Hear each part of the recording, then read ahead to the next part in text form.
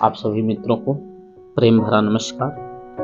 मित्रों, एक किसान था, खेती किया करता था और उसके हिसाब से कभी फसल नहीं होती थी, तो ईश्वर के प्रति बहुत उसको शिकायत रहता था। उस जमाने में ईश्वर काफ़ी नज़दीक भी हुआ करते थे और लोगों की बात काफ़ी आसानी से सुन लेते थे। तो एक दिन नाराज़ होकर ईश्वर से कहता है कि आपको एक किसान की दर्द क्या पता है, और आप मुझे अवसर देते तो मैं आपको दिखाता कि कितना बढ़िया फसल पैदा हो सकता है। तो यही बात सुनते ही ईश्वर उसके सामने आ जाते हैं और कहते हैं, कोई बात नहीं, आज से ये सत्ता मैं तुमको सौंपता हूँ और आज से तुम जैसा चाहोगे प्रकृति में वही सारी घटनाएं घटेंगी। किसान बाजार जाता है, बढ़िया नस्ल का बीज लाता है, खेत में डालता है, जितना उसको आवश्यकता है धूप करता है,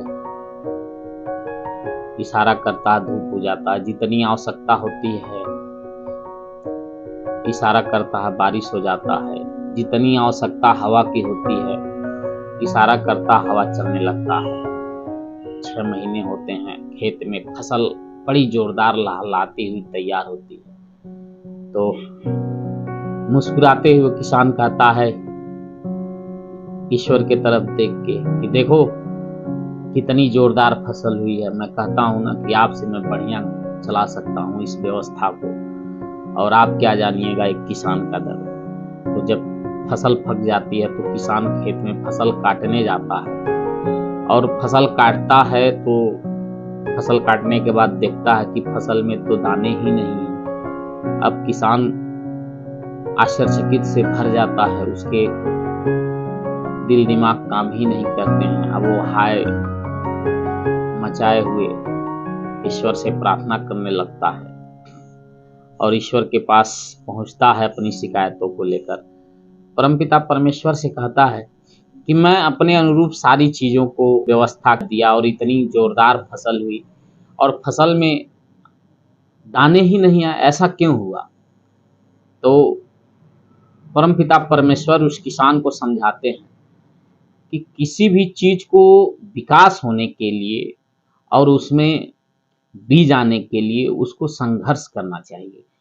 तुमने कभी पौधों को संघर्ष करने का अवसर ही नहीं दिया। जब तेज हवाएं चलती हैं तो पौधे अपने जड़ों को जमीन में और तेजी से घुसाकर पृथ्वी पे खड़ा होती हैं मजबूती के साथ। पृथ्वी से पोषक तत्वों को खींचकर तनों से, पुष्पों में पुष्प से तमाम तरह के बीज निकलते हैं, फल निकलते हैं, निर्माण होता है।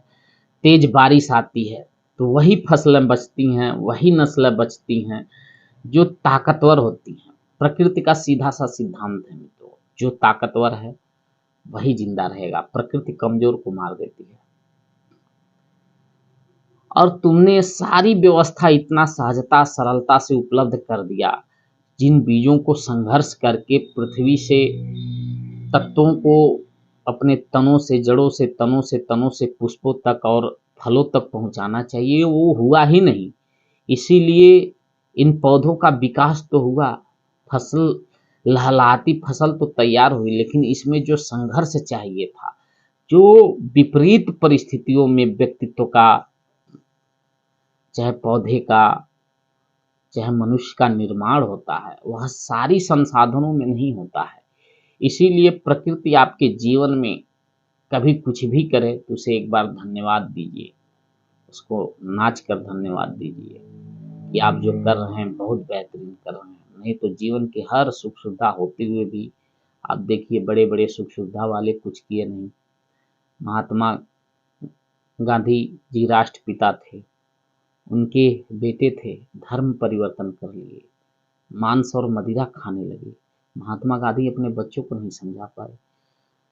तो ये जीवन का सिद्धांत है। प्रकृति जब भी विपरीत परिस्थिति पैदा करती है तो एक जोरदार अवसर देती है। उस अवसर को पहचानिए और अपने आप को आगे ले जाने का काम करिए। आप सभी को नमस्कार।